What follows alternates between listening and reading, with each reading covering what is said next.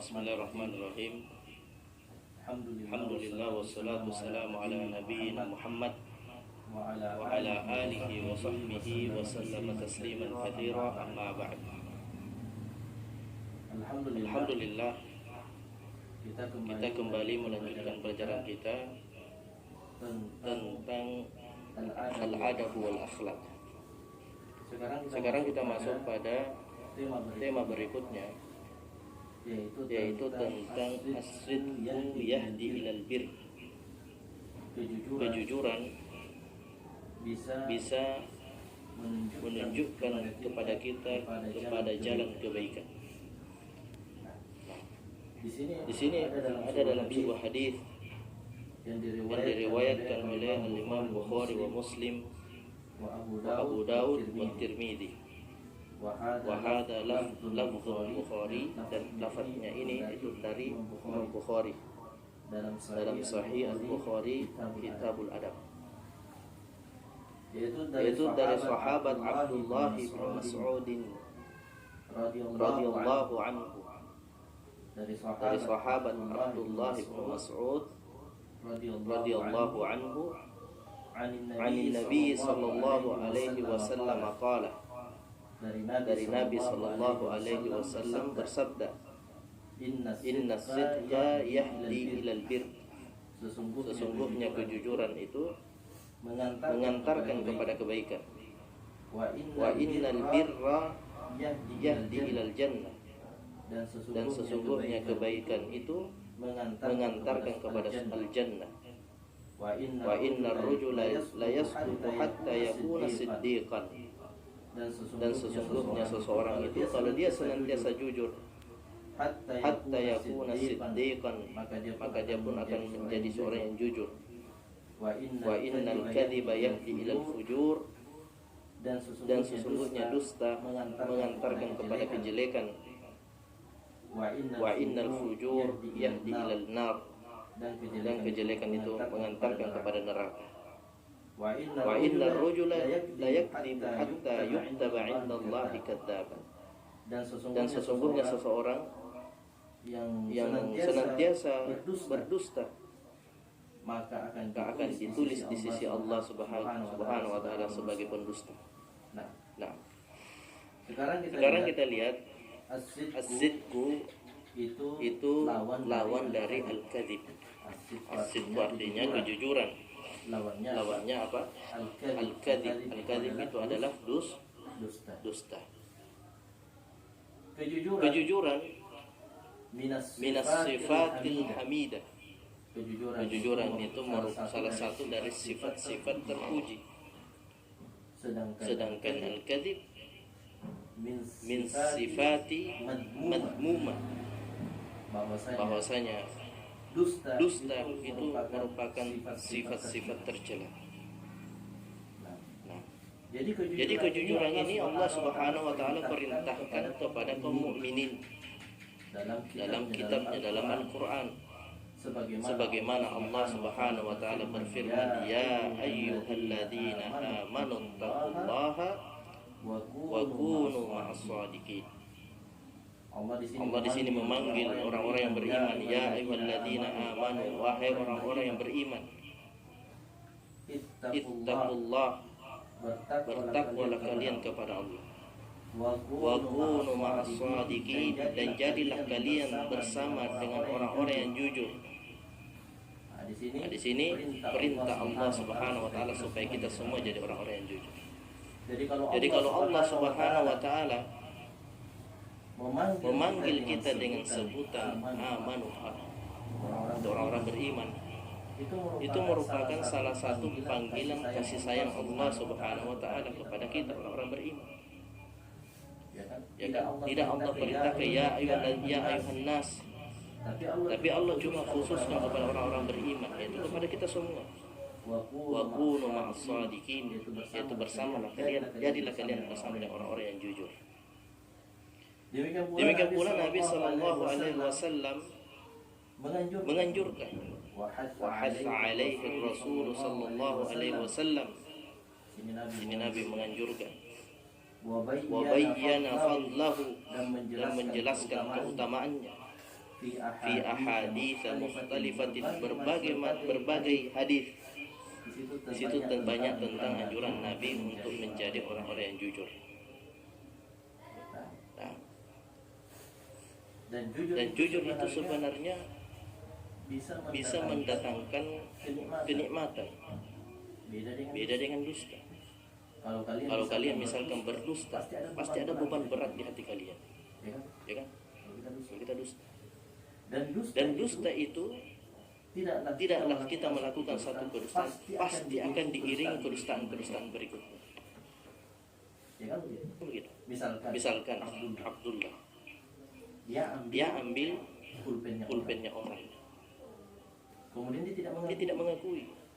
Kita tanya, ya Abdullah, dari mana kau ambil? Siapa pulpen yang kau ambil itu? Kalau dia dusta, dia katakan, ini saya ini dari Umi. Dusta tidak? Dusta. Satu kedustaan. Orang akan bertanya, kapan umimu belikan engkau? Kemarin. Sudah dua kedustaan. Dan dia terus akan berdusta disebabkan kedustaan yang pertama ini. Akhirnya dia terus melakukan kedustaan sampai ditulis di sisi Allah, kadzaban, seorang pendusta. Jadi hati-hati. Kalau kita sudah dijuluki, ditulis di sisi Allah sebagai pendusta, maka apa kata Nabi Sallallahu Alaihi Wasallam? Ayatul munafiqun thalatha. Ciri orang-orang munafik itu ada tiga. Yang pertama, salah satunya adalah idza haddatsa kadzab. Kalau dia berbicara, dia dusta. Waliyadzubillah. Satu contoh juga kisah, yaitu seorang pengembala kambing yang menipu saudara-saudaranya, yang menipu teman-temannya. Dia pergi mengembalakan kambing di atas gunung. Dia berteriak, tolong, an-najda. Ada serigala. Semua teman-temannya lari menyambut seruan itu. Oh, si fulan mau dimakan serigala.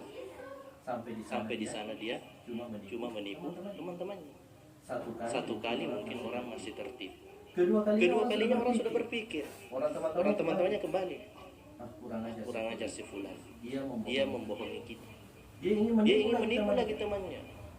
Dia katakan, an-najda, tolong, ada serigala. Mungkin temannya mengatakan,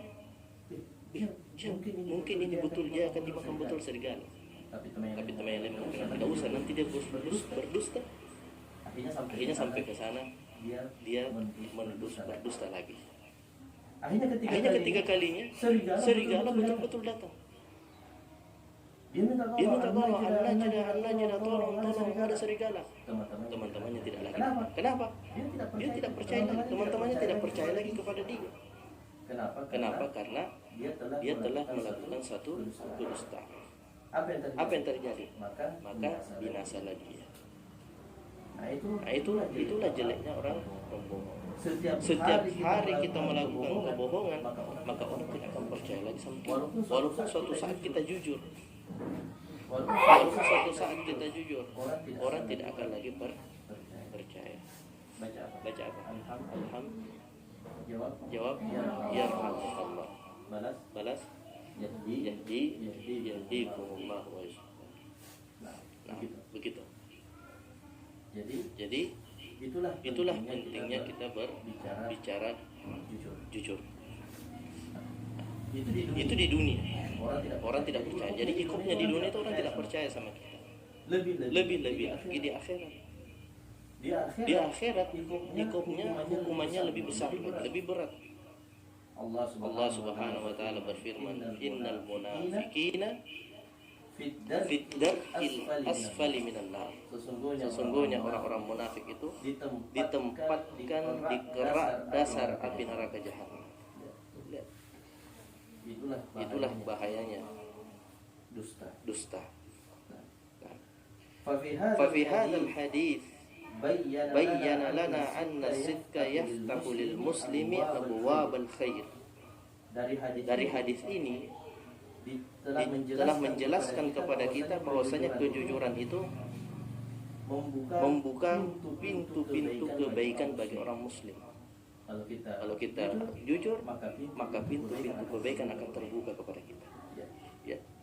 Pedagang yang jujur, maka Allah akan bukakan pintu-pintu kebaikan. Lihat cara Rasulullah SAW berdagang. Apakah Rasulullah SAW berdagang dengan kedustaan? Tidak. Bagaimana keuntungan yang didapat oleh Rasulullah? Banyak. Kenapa? Karena Rasulullah jujur. Rasulullah membagi keranjang ini agak murah karena kualitasnya ini harganya menengah karena kualitasnya juga lebih di atas daripada yang sebelumnya. Ini lebih mahal karena kualitasnya jauh lebih baik daripada sebelumnya. Tidak seperti sekarang kebanyakan pedagang. Misalkan penjual salak atau penjual jeruk atau penjual duku itu langsat bahasa kita. Kalau yang di atas manis-manis semua, yang di bawah paling kecut.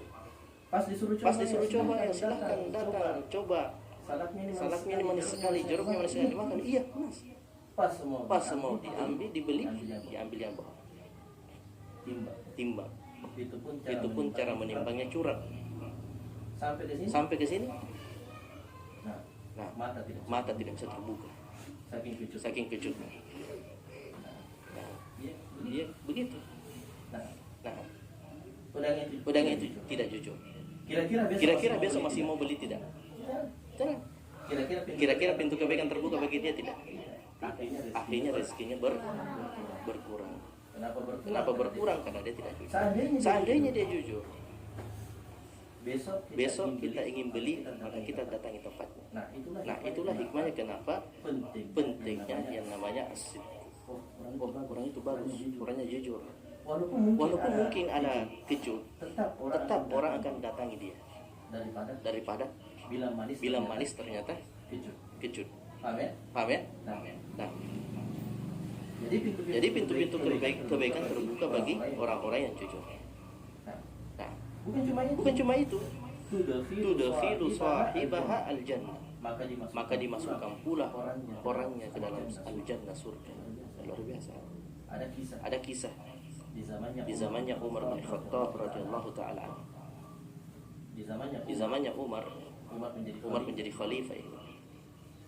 Pada masa itu kebanyakan orang sering melakukan penipuan.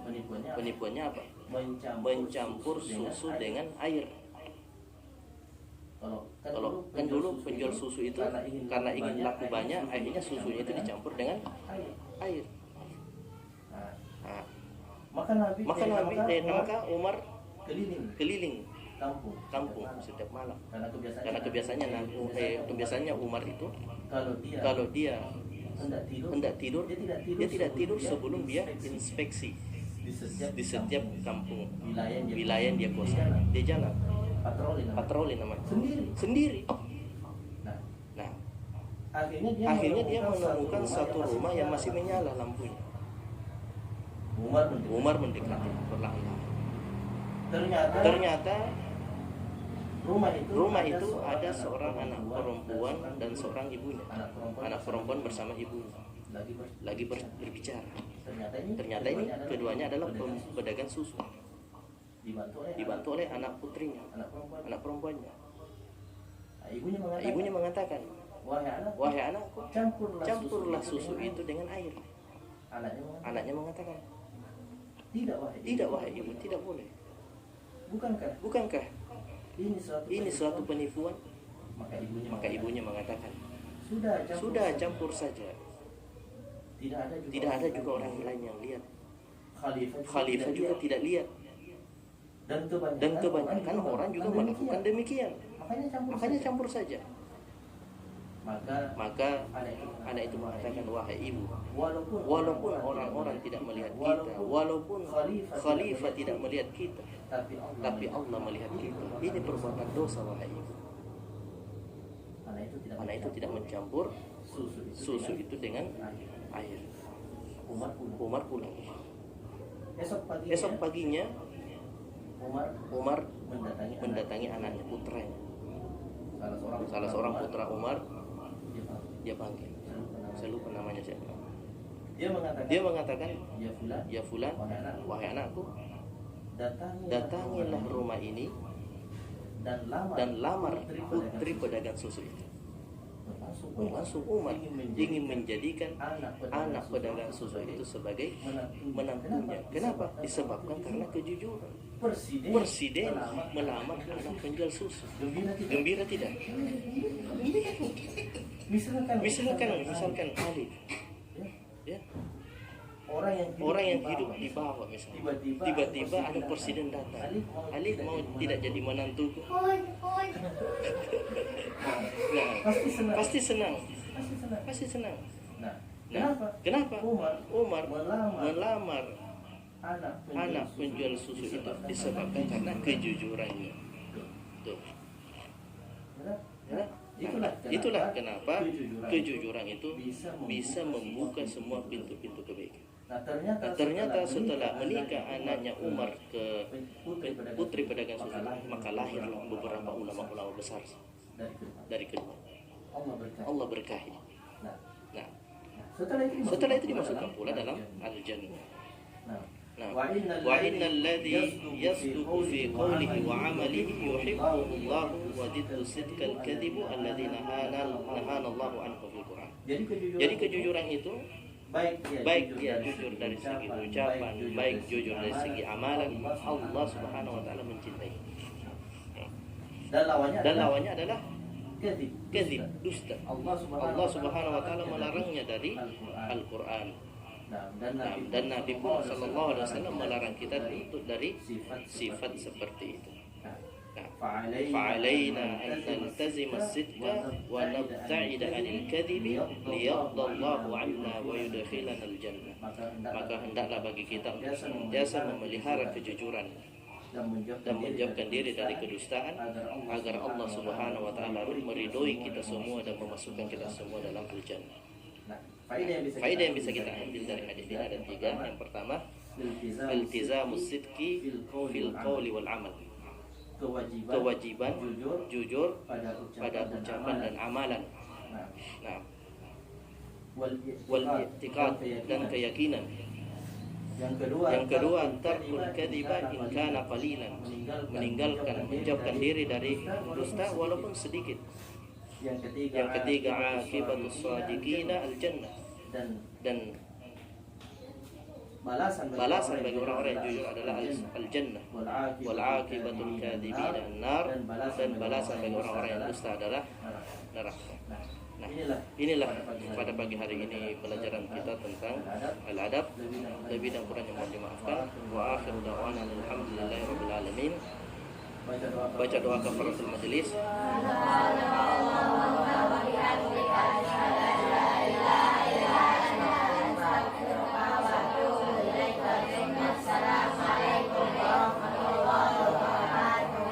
Waalaikumsalam warahmatullahi wabarakatuh.